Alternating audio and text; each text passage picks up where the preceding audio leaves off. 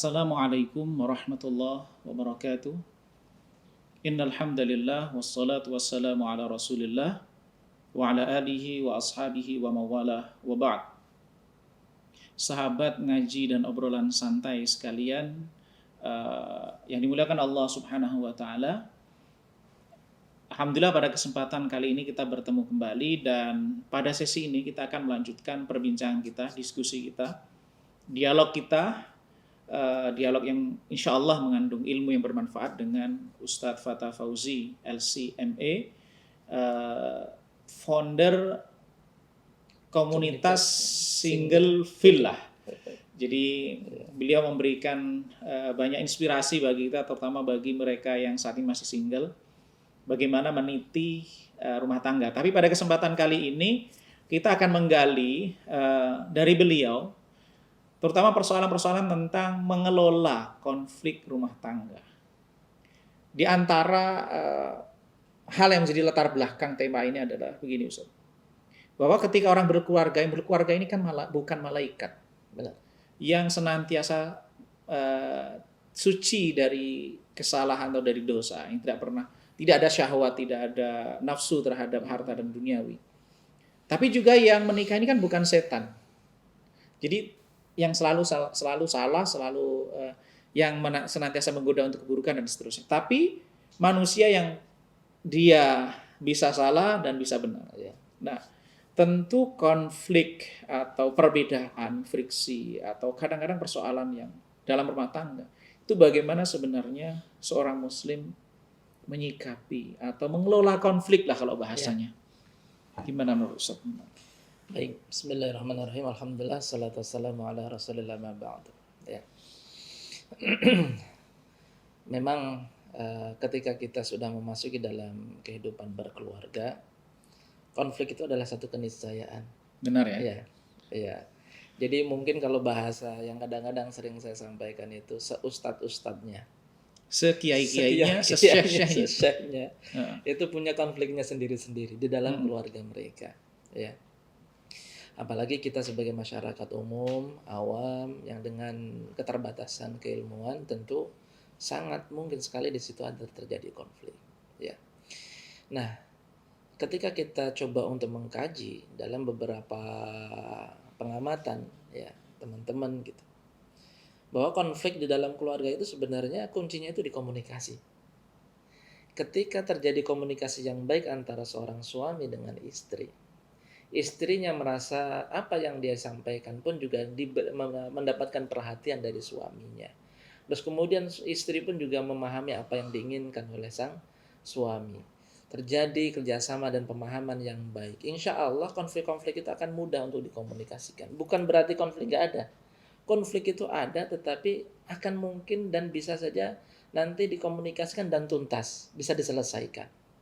Tetapi kalau komunikasi itu buruk, tersendat, itu sangat mungkin sekali terjadi akumulasi, yang akumulasi itu nantinya akan menciptakan kemarahan yang besar, bisa menjadi ledakan pada waktunya, kemudian bahkan mereka ngerasa bahwa hubungan keluarga mereka sudah nggak bisa dipertahankan lagi. Ya, dan itu adalah satu musibah tentunya, seperti itu. Nah, akan tetapi tentang komunikasi ini ya mungkin kita, kalau komunikasi ya artinya harus egaliter antara suami dan istri itu. Suami saat tertentu mendengarkan istri, istri pun juga bisa mendengarkan suaminya. Suami bisa bicara, istri pun juga bisa mempunyai ruang untuk bicara. Anak pun juga seperti itu. Terus kemudian ketika komunikasi pun juga harus penuh dengan empati. Tidak lantas selalu dengan bahasa-bahasa yang menyalahkan dan semacamnya. Yeah. Saya rasa itu ya bisalah kita kita rasakan gitu ya, bahwa komunikasi yang baik itu seperti apa. Akan tetapi Ustadz, sebenarnya semua ujungnya itu adalah kepada ketakwaan kepada Allah. Ujung titik ini. Iya, ya, jadi semuanya itu sebenarnya kuncinya itu adalah ketakwaan kepada Allah.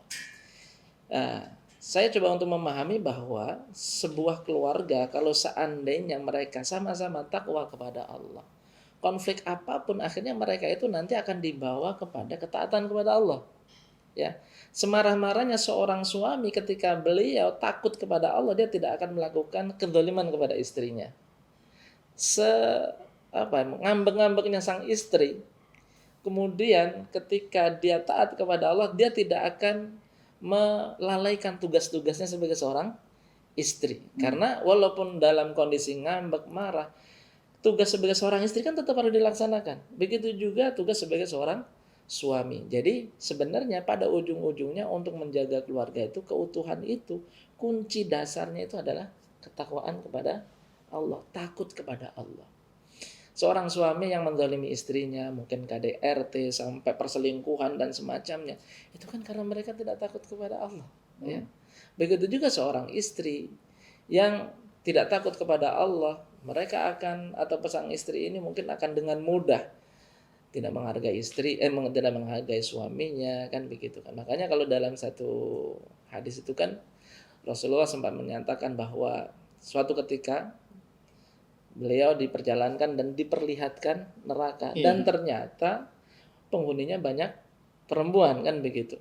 Terus kemudian para sahabat bertanya, apakah mereka kufur kepada Allah?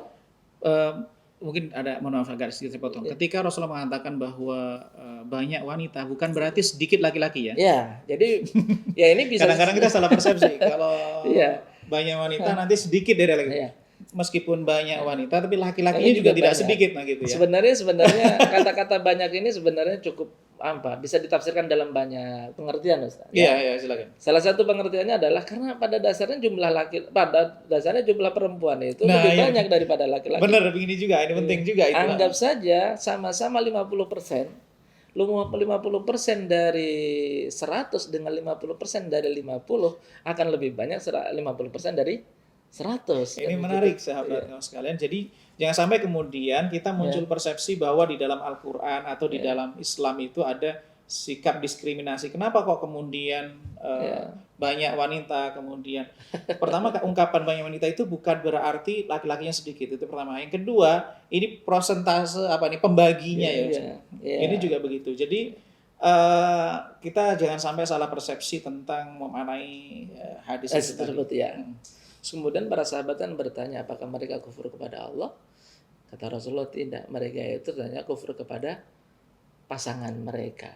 Jadi seandainya seorang suami sudah melakukan kebaikan sepanjang kehidupan keluarga mereka, ada satu kesalahan saja dilakukan oleh seakan-akan nggak ada semuanya itu hilang semuanya. Jadi ada istilah panas setahun dihapus hujan sehari. Itu istilahnya yang Mila apa itu ya. Jadi begitu itu. Kalau seorang istri yang takwa kepada Allah tentu akan mampu untuk menghargai, walaupun sekarang dia dikecewakan oleh suaminya, satu kejadian, tetapi dia akan mampu untuk tetap melihat kebaikan-kebaikan suaminya yang begitu sudah luar biasa. Ya, luar biasa banyaknya. Nah, untuk menjadi istri seperti ini tidak mudah. Karena apa? Kata para ahli, gitu, istri itu long term pengingatannya.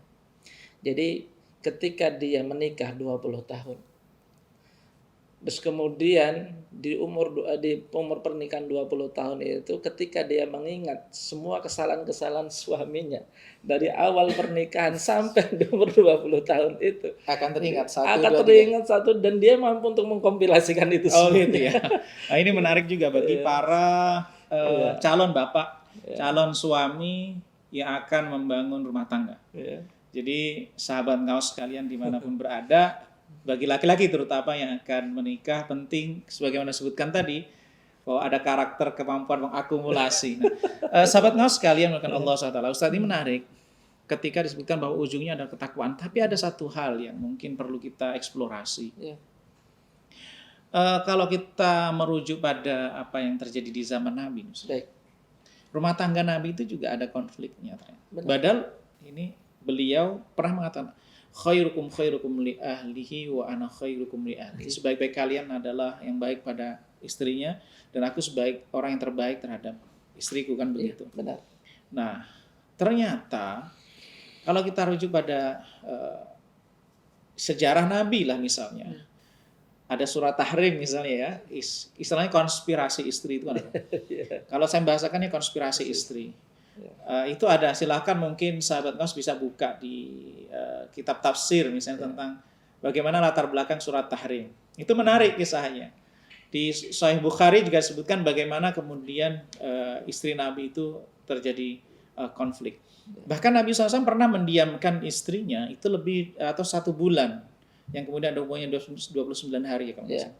Yang kemudian sampai sahabat itu mengatakan Nabi menceraikan istrinya. Tapi ternyata bahwa konflik, dinamika itu juga terjadi pada mereka yang bertakwa. Gimana itu? Ya, tadi sudah sempat saya sampaikan bahwa ketika kita membangun komunikasi dengan baik, bukan berarti tidak ada konflik. Tetapi konflik itu akan bisa dibicarakan, dikomunikasikan dengan baik dengan komunikasi yang baik tadi. Begitu juga ketika kita sudah bicara tentang ketakwaan. Bukan berarti tidak ada konflik, akan tetapi konflik itu bisa diselesaikan dengan ketakwaan tadi. Jadi keluarga yang mungkin kalau bahasa kita sering sekali sakinah, mawaddah, rahmah, tenang, penuh cinta, penuh kasih sayang, tentrem ya.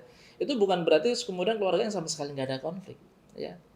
Bukan sama sekali tidak ada konflik. Bahkan kalau seandainya tidak ada konflik, malah justru perlu dipertanyakan. Karena sekarang ini beberapa tulisan yang pernah saya baca, ada model-model keluarga yang sekarang ini mereka hampir tidak berkonflik.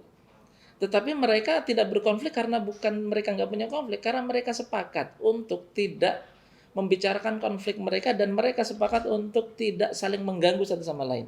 Wah, itu lebih bermasalah. Jadi si suaminya seakan-akan mempunyai kebebasan untuk melakukan apapun dan istri tidak punya hak untuk mengintervensi apa yang dilakukan oleh sang suami. Begitu juga sang istri. Diberikan kebebasan sepenuhnya tanpa ada kendali dan juga intervensi dari seorang suami. Jadi akhirnya bahkan ini ada satu filmnya. Jadi pasangan suami istri ini sepakat mereka tidak akan saling mengganggu kalau ternyata pasangannya itu berselingkuh dengan yang lainnya. Dan ternyata di kehidupan modern sekarang di kota-kota besar ini ada keluarga-keluarga yang mempunyai format seperti itu. Nampaknya tidak mempunyai konflik, tetapi karena mereka menikmati ada kesepakatan buruk di dalam keluarga tersebut. Nah tentu bukan bentuk yang seperti ini yang kita inginkan dalam keluarga yang ideal. Keluarga yang ideal yang penuh dengan ketakwaan kepada Allah, sebagai manusia yang mungkin kita mempunyai keinginan tertentu, mempunyai harapan tertentu, ternyata realitanya tidak terwujud atau mungkin terkecewakan dan semacamnya. Ini nanti akan di-cover oleh rasa takut dan rasa takwa kepada Allah untuk jangan sampai ada kezaliman kepada pasangan. Karena kezaliman kepada pasangan itu bukan hanya pengkhianatan dalam ikatan pernikahan. Karena kezaliman kepada pasangan pada dasarnya juga sedang mengotori kesucian pernikahan yang telah ditentukan oleh Allah Subhanahu wa taala. Seperti itu. Menarik, Ustaz. Jadi mungkinkah ini pertanyaannya? Terjadi perceraian pada keluarga yang bertakwa? Karena ini ada satu seakan-akan mindset bahwa kalau terjadi perceraian di satu keluarga suami istri, memang benar ini masalah. Tetapi kadangkala sebagian kita berpersepsi ya bahwa berarti dia nggak bertakwa, gitu.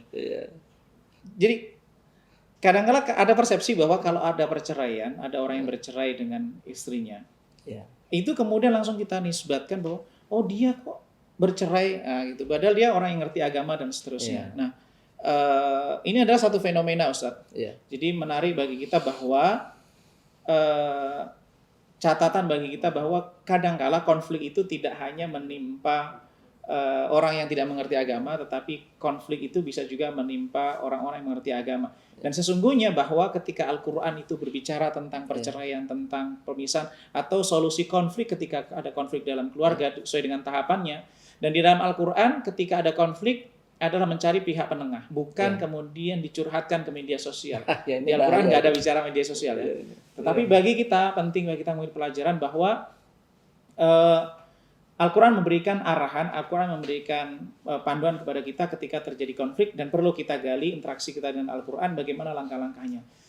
Ada satu hadis sahabat sekalian dimuliakan Allah Ta'ala yang bisa menjadi pelajaran kita di dalam berkeluarga, di antaranya satu hadis Nabi SAW, beliau mengatakan barang siapa yang menjadikan akhirat sebagai tujuannya, niscaya Allah akan hadirkan kekayaan di hatinya, Allah akan satukan urusannya, dan Allah akan berikan datang dunia kepadanya dan dia merasa puas. Tapi orang yang menjadikan dunia sebagai obsesinya, maka akan datang kefakiran di antara kedua matanya, akan dia perceraikan urusannya, kemudian tidaklah dunia ini datang kepadanya kecuali yang sudah ditakdirkan. Kalau kita bawa dalam konteks keluarga, maka kalau kemudian kita menjadikan akhirat sebagai obsesi, akhirat sebagai kiblat kompas kita dalam berkeluarga, insya Allah akan memudahkan urusan kita dalam setiap persoalan dalam keluarga.